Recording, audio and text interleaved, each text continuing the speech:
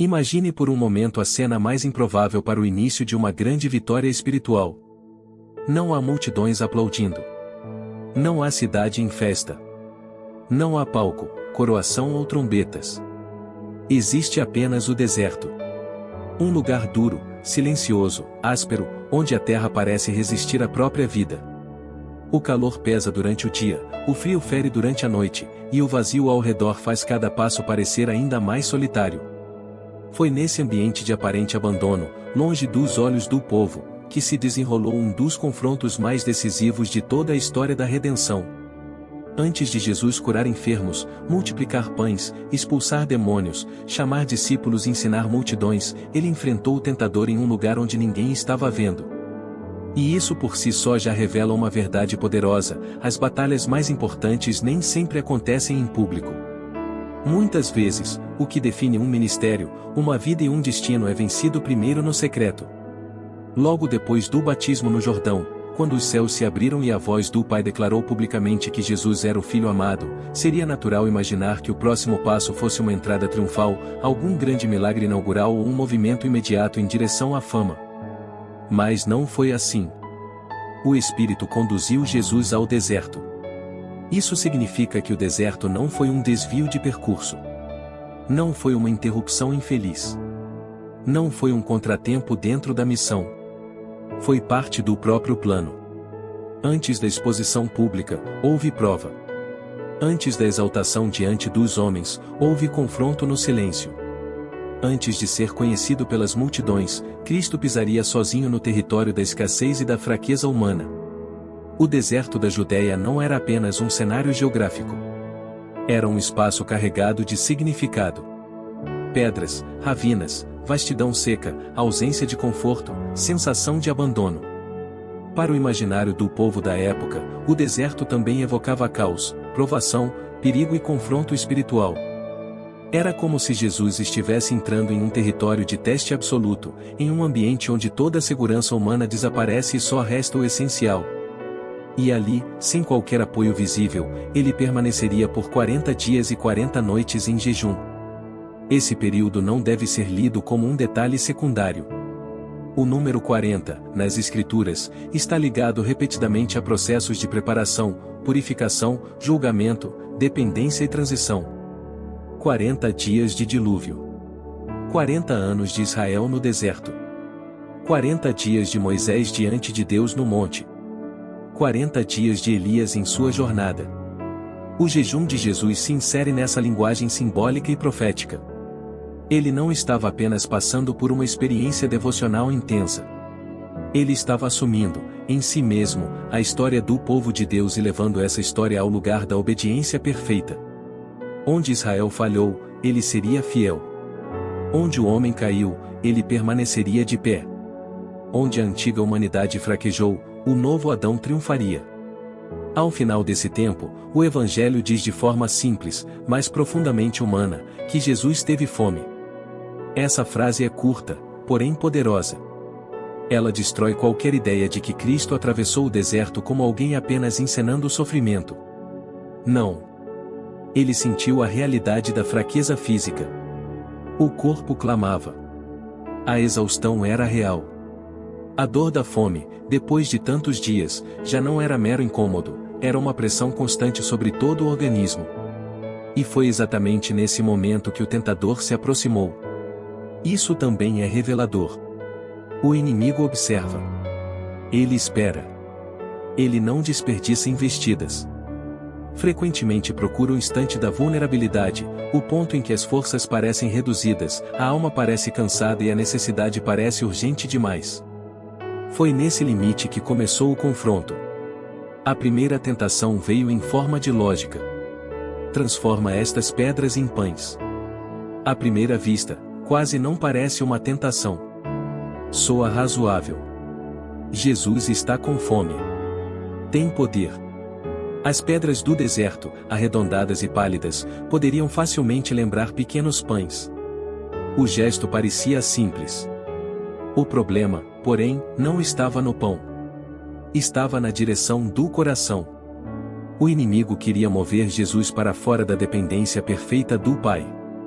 Queria induzi-lo a usar seus atributos em benefício próprio, fora da obediência que marcava sua missão. Em essência, a proposta era: faça algo por si mesmo. Resolva isso agora. Não espere.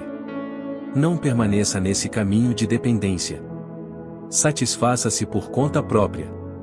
Perceba como essa tentação é profunda justamente por parecer pequena. O tentador raramente começa com a forma mais grotesca do pecado. Muitas vezes ele trabalha por deslocamento, não por ruptura escancarada. Um pequeno desvio de eixo. Uma decisão governada pela urgência em vez da vontade de Deus. Uma busca legítima feita da forma errada. O problema não era comer. O problema era romper a postura de submissão. Jesus veio viver em perfeita obediência, não operar independentemente do Pai para aliviar sua própria dor. Por isso sua resposta não foi apenas brilhante, foi reveladora: nem só de pão viverá o homem, mas de toda palavra que procede da boca de Deus. Com essa resposta, Cristo recolocou tudo na ordem certa. A vida humana não é sustentada apenas por matéria, por comida, por recursos visíveis, por satisfação imediata.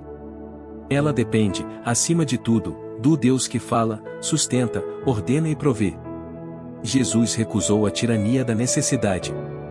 Recusou deixar que a carência física assumisse o trono das decisões. E isso ensina algo profundamente atual. Muitas quedas espirituais acontecem quando alguém passa a acreditar que a urgência do momento justifica a desobediência. A pessoa se convence de que precisa resolver agora, sentir agora, ter agora, aliviar agora. E então negocia princípios por necessidade. Cristo mostrou outro caminho. Ele preferiu permanecer faminto a romper a fidelidade. Ao perceber que não poderia vencer Jesus pela necessidade do corpo, o tentador mudou de estratégia. O cenário agora é o templo. A transição é significativa. O confronto sai do terreno da fome e entra no campo da religião, da visibilidade, da aparência espiritual. O inimigo leva Jesus ao ponto mais alto do templo e faz uma nova proposta: lançar-se dali. E desta vez ele faz algo ainda mais sutil, cita a própria Escritura. Usa um salmo sobre a proteção divina e sugere que os anjos sustentariam o Messias. É uma tentação sofisticada, porque não se apresenta como rebelião explícita. Vem vestida de linguagem piedosa. Aqui o adversário age como alguém que sabe distorcer a verdade sem negá-la completamente. Ele não rejeita a palavra, ele a torce. Não confronta a promessa, manipula seu uso. A ideia era transformar confiança em presunção. Se Jesus se lançasse do templo e fosse miraculosamente preservado, aquilo produziria um impacto imenso. O local tinha significado religioso, simbólico e público. Seria um atalho para aceitação, admiração e reconhecimento messiânico. A multidão poderia vê-lo como alguém revestido de uma manifestação incontestável do favor de Deus. Seria um gesto impressionante, memorável, instantâneo. Mas era exatamente aí que residia o veneno. A proposta parecia espiritual, mas era dominada por vaidade e exibicionismo. Não brotava de submissão, brotava da tentativa de forçar Deus a agir em resposta a um gesto teatral. Em outras palavras, o tentador queria que Jesus transformasse a fé em espetáculo. Queria que o sagrado fosse usado para autopromoção. Queria que a promessa de proteção divina fosse convertida em palco para a glória humana. Quantas vezes isso ainda acontece? Quantas vezes a linguagem da fé é usada para alimentar orgulho, imprudência, presunção e busca de validação? Quantas vezes alguém quer sinais não para obedecer melhor, mas para sustentar a própria imagem? Jesus discerniu imediatamente o erro escondido por trás da aparência religiosa. E respondeu com a mesma firmeza: não tentarás o Senhor teu Deus. A resposta é curta, mas carrega enorme profundidade. Confiar em Deus não significa testá-lo. Fé não é exigir demonstrações artificiais do cuidado divino. Fé verdadeira não coloca o Pai contra a parede. Ela descansa. Ela obedece. Ela caminha. Cristo sabia que não precisava se jogar para confirmar quem era. O Pai já havia falado no Jordão. Sua identidade não dependia de exibição pública. Sua segurança não estava na aprovação das multidões. E isso revela outra beleza do caráter de Jesus: ele não era governado pela necessidade de provar valor. Essa é uma fraqueza profundamente humana. Muitas pessoas vivem tentando se lançar de pináculos simbólicos para ver se serão notadas, reconhecidas, admiradas ou validadas. Querem sinais, respostas imediatas, confirmações grandiosas, provas externas constantes de que são importantes, amadas ou escolhidas. Mas Cristo não precisava disso. Ele estava seguro no Pai. E quem está seguro em Deus não precisa viver de espetáculo. Novamente derrotado, o adversário parte para a terceira tentação. Agora a proposta é mais aberta, mais crua, mais reveladora. Jesus é levado a um alto monte, de onde lhe são mostrados os reinos do mundo e a glória deles. Não apenas cidades e territórios, mas tudo o que o poder humano pode representar: autoridade, riqueza, exércitos, beleza, influência, coroas, domínio, prestígio, grandeza terrena. E então vem a oferta: tudo isso seria dado a Cristo, caso ele se prostrasse em adoração diante de Satanás. Neste momento, o tentador revela o centro da sua rebelião. Seu desejo mais profundo nunca foi meramente destruir por destruir. Seu alvo final sempre foi usurpar o que pertence exclusivamente a Deus: a adoração. Ao exigir reverência do Filho, ele tenta inverter a ordem do universo. A criatura rebelde quer ser reconhecida acima do Criador. Ao mesmo tempo, a proposta carrega um atalho extremamente sedutor. Jesus veio para instaurar o reino de Deus. Veio para receber autoridade. Veio para redimir a criação. Veio para triunfar. Mas o inimigo oferece uma versão corrompida desse destino: glória sem cruz, domínio sem sofrimento, reino sem redenção, coroa sem espinhos. Essa é uma das táticas mais antigas do mal: oferecer antecipadamente, de forma distorcida, algo que só poderia ser recebido legitimamente no tempo e no caminho de Deus. O inimigo diz: você pode ter agora, sem passar pelo processo. Pode alcançar sem obedecer. Pode reinar sem sofrer. Pode vencer sem se entregar. É o velho apelo do atalho. E por isso essa tentação não era apenas sobre poder político. Era sobre o coração da missão messiânica. Se Jesus aceitasse, tudo estaria perdido. Haveria um reino sem santidade, uma autoridade sem verdade, uma glória fundamentada em adoração ilegítima. Cristo não hesitou. Sua resposta foi imediata e absoluta: vai-te, Satanás, porque está escrito: ao Senhor teu Deus adorarás, e só a Ele servirás. Aqui não há conversa prolongada. Não há curiosidade. Não há fascínio pelos reinos oferecidos. Não há espaço para ponderações. Jesus simplesmente reafirma o absoluto de Deus. A adoração pertence ao Senhor, e somente ao Senhor. Nenhum brilho terreno, nenhuma promessa de influência, nenhum atalho de poder pode justificar a quebra da fidelidade. Nesse instante, o tentador é repelido. E os anjos vêm servir a Jesus. Essa cena é de uma beleza impressionante. O céu honra o Filho que venceu no lugar da fraqueza. Cristo triunfa não pela manifestação ostensiva de poder esmagador, mas pela perfeita obediência. Ele derrota o adversário como homem fiel, cheio do Espírito, firmado na palavra, absolutamente rendido ao Pai. É por isso que a tentação no deserto não deve ser vista apenas como um exemplo moral. Ela é parte do próprio Evangelho. Ali, o novo Adão vence onde o primeiro falhou. O contraste com Adão é inevitável e intencional. O primeiro homem caiu em meio à abundância. Tinha alimento, beleza, plenitude, comunhão e paz. Ainda assim, cedeu. Jesus enfrenta o tentador no cenário oposto: fome, deserto, solidão, desgaste e privação. E permanece firme. O primeiro homem ouviu a voz da serpente e desconfiou de Deus. O segundo ouviu o tentador e permaneceu ancorado na verdade. O primeiro desejou possuir algo fora da obediência. O segundo rejeitou todo atalho fora da vontade do Pai. O que Adão perdeu, Cristo começou a restaurar. Mas a batalha do deserto não foi o fim. Foi o início público de um padrão que se repetiria ao longo de toda a missão. O Evangelho mostra que o inimigo se retirou por um tempo, aguardando nova oportunidade. E isso é importante. Satanás não desistiu depois de falhar ali. Passou a agir por outras vias, outras vozes, outros cenários. As mesmas linhas de tentação voltariam a aparecer, ainda que com novos rostos. A tentação do pão reapareceu quando as multidões passaram a buscar Jesus apenas por benefícios imediatos. Depois da multiplicação dos pães, por exemplo, muitos quiseram reduzi-lo a alguém que resolvesse necessidades materiais e políticas. Queriam um Messias útil, um rei terreno, um provedor de conforto. Havia nisso um eco do deserto, transformar a missão espiritual em atendimento da fome do momento. Jesus nunca desprezou a necessidade humana, mas recusou deixar que ela definisse o coração do reino.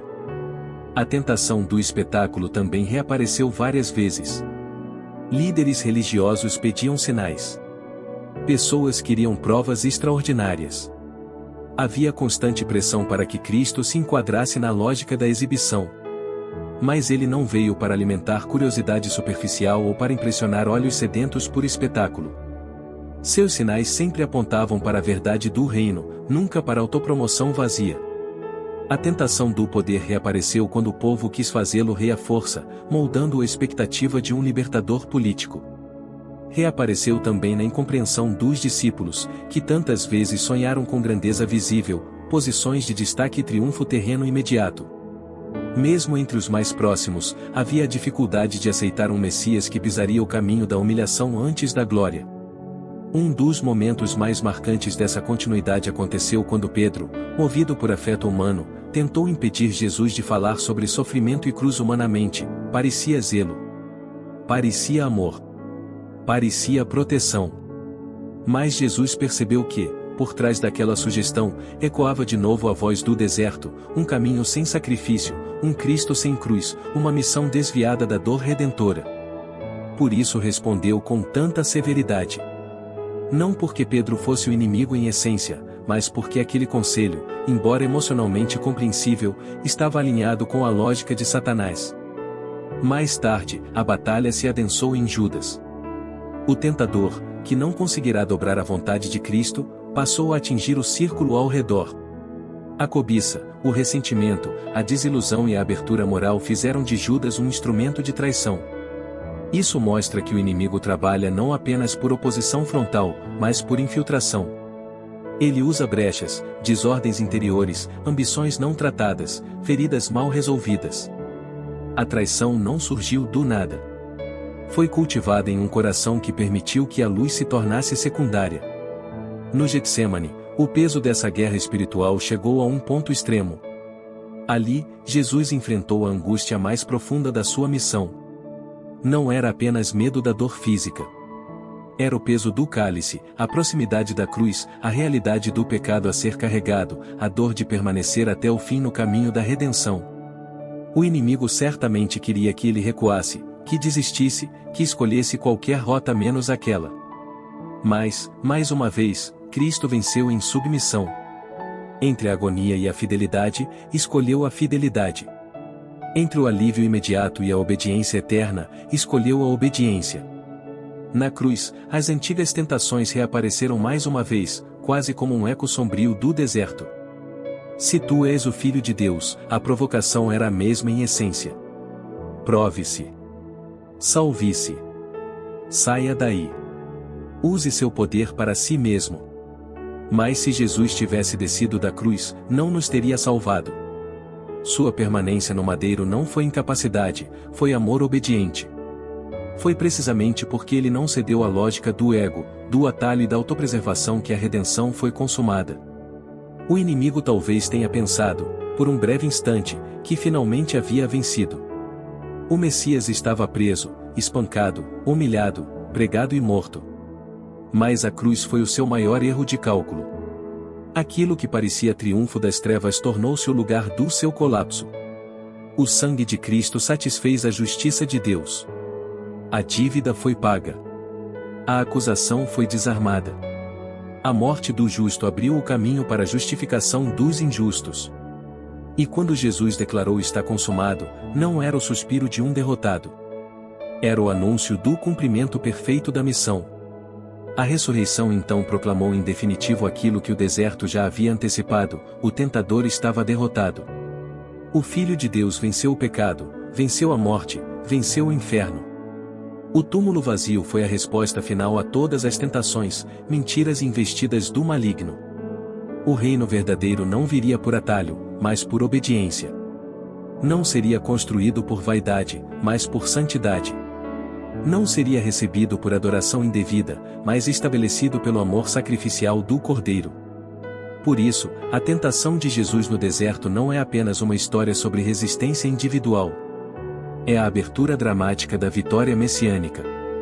É o anúncio de que existe, finalmente, um homem que não cede. Um filho que não negocia. Um rei que não se corrompe.